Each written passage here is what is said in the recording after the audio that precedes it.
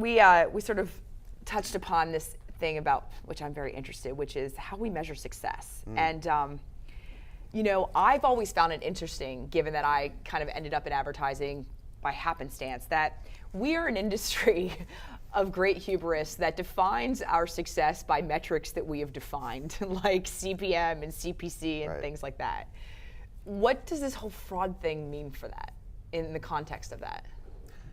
It's funny because a lot of clients didn't think about it, and I think a lot of partners and agencies haven't thought about it until it was brought up as a problem. And then as you start to dig and you start to realize what the issues are, which are generally a lack of transparency and a lack of control, you have to come up with solutions and new metrics to talk about how you're avoiding it or how you're improving it or how you're remedying those situations, which takes more time and more resources and more cost and so on. But ultimately, you should be able to enhance your buy and improve your performance and have greater success. And for the next plan and the next plan and the next plan, get smarter about it and have more confidence in what you're going to market with, that it's going to be above and beyond the metrics that you've set, and continue to meet and surpass your goals and expectations. Okay, so give me some latitude here, because this is a proverbial problem in our industry, right? This is a consistent thematic. That we have a new measure of success, like let's take OCR, right? Yeah. It's post-campaign, it's post, and it's getting it up funnel to be able to plan and buy and make it actionable. That is always the big issue that comes sort of after the fact, right? That's what should happen. That's what should happen, right? So, if we look at the metrics of CPC or CPM, I mean, if you follow a logic, you could find causality, that one of the reasons we have such rampant fraud is because how we're defining the performance of digital media. Right, well, I mean, but it starts with what you're planning against. So if I'm planning against broad audience segments and proxies that I'm not actually targeting in a really refined way, I mean, my expectation shouldn't be that I'm actually going to hit everything 100% of the time if I'm not asking for it. If I'm setting a sort of really broad stage, then I have to be willing to get really broad reach and broad results. If I'm trying to refine who I'm going after with particular segments and particular points of data with particular goals in mind, and I specify that, and that's not being delivered on, well, then something's got to change. Well, but I guess where I'm coming from is that, the brands and agencies with which I'm working right now, so we've got, these new investments, right? Not only is the lexicon of what we do changing, it's more technology than ever, but how, advertisers and brands are spending their money is different. They're spending money on fraud prevention and monitoring, brand safety, et cetera. On the same time, they're spending more and more money on attribution and media mix modeling, which is becoming much more real time, right? What we should be focusing on is the outcomes that we want to achieve.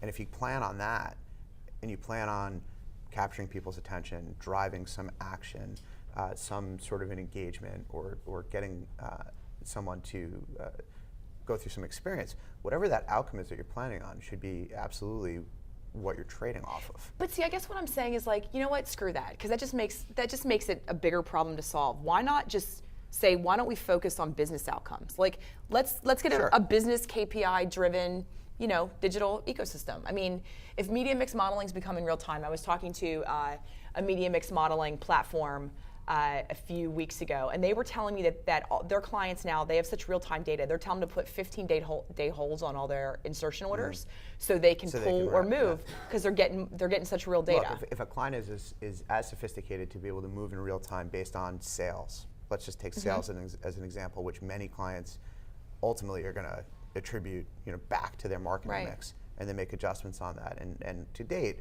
that takes months, if not years, and it's really looking back in the rearview mirror. It's not forward looking. It's not predictable at all, particularly as the media ecosystem becomes more and more fragmented.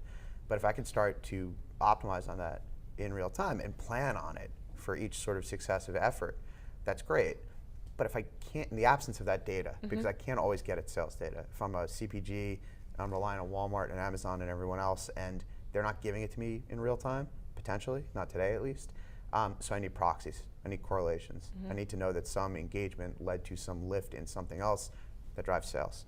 And I have to focus on driving that metric. But whatever the case is, you need data to help lead the way, and you need to be willing to let go a little bit of what sort of convention you've worked with in the past, because it is driven more by tech, more by data, and that should help us to better identify opportunities and actually improve the ones that we're going after or we're creating in some cases. So do you feel like, I mean, I guess, glass half full, glass half empty, right? The whole fraud discussion in many respects is kind of looking back, right? Yeah. I mean, we've now, we've sort of been caught up in it, found out about it, and now we're trying to react to it and fix it. Or we're trying to prevent it in some cases. As we've gotten smarter about it, we want to stop it before it happens. Right, exactly. So that's my point. So how do we then now sort of leapfrog and get into the prevention and actually just eliminating it in some respects? Well, I mean, on one hand, all the clients that we work with, and Cheryl had mentioned this earlier, sort of across Viviki, we've got a process in place. We work with publishers to get commitments to deliver things as such. We employ third-party ad servers to make sure that we're tracking everything in as airtight a manner as we can, and we bring in auditing and verification solutions on top of that to police the process. But that makes it complicated, and it doesn't make it seamless, and it doesn't always make it real time. And in fact, in some instances, there are people that won't accept certain tags, and Alan had mentioned someone's using one methodology and verification vendor, we're using another, so there's remediation. It just makes it messy. So whose responsibility is that on your team to, I mean, is that like the 27-year-old? Well, it's everyone's responsibility. I mean, but seriously, I mean, the checklist is ever increasingly larger, right? It's a combination in our world of our media technology team and our media activation team. And they work hand in hand to define what the parameters are, make sure they've got the right partner and methodology in place to track against what the metrics and the thresholds are that we're setting. If it's 100% in view, if it's about attention, if it's about completion, about sharing, if it's just about hitting a particular target. And it's making sure people are aligned on that ahead of the campaign, with the expectation that you might not be able to monitor in real time, or the reports are going to come in as such, and here's when you're going to have a window to make adjustments. It's not perfect, and unfortunately, it's not as seamless as we'd like it to be. But given our position in the marketplace and the relationship we have with many major publishers, sitting down with them and saying, okay, here's your scorecard, and here's where you're falling short, and here's the level of quality we need you to be up to, and we need you to make a commitment that you're going to drive that and deliver that for us. Otherwise, are you really signing up for that though? Like, are the agencies and buying shops signing up for sort of indexing publishers? If we don't, how are we ever going to get ahead of it? And if we don't, how are we ever going to hold the publishers accountable for what we actually need to have delivered? Fair enough, but I mean, look, having come from your world, like the thing is, everything rolls downhill, and you guys are kind of at the bottom right now. So how do you get out from under that? Because, just sort of in a fraternal and sisterhood here, like. I like that we're sisters. Yeah. Well, I gave you the boy first, masculine. We switched it over. It worries me because you guys are getting hammered as it is, and you're just adding on top of the pile. Yeah, it is causing too much stress on the system. But again, getting upstream and getting a commitment from publishers and partners alike to say, here's the threshold we need to be at. Here's your credit score, for argument's sake. Right. Here's what we're willing to buy. Here's what we're willing to accept, and here's what we're not. And setting those standards and making sure again that there's a commitment to it on both sides. That I think will help us get ahead. If not, in absence of that, we're still stuck at the bottom.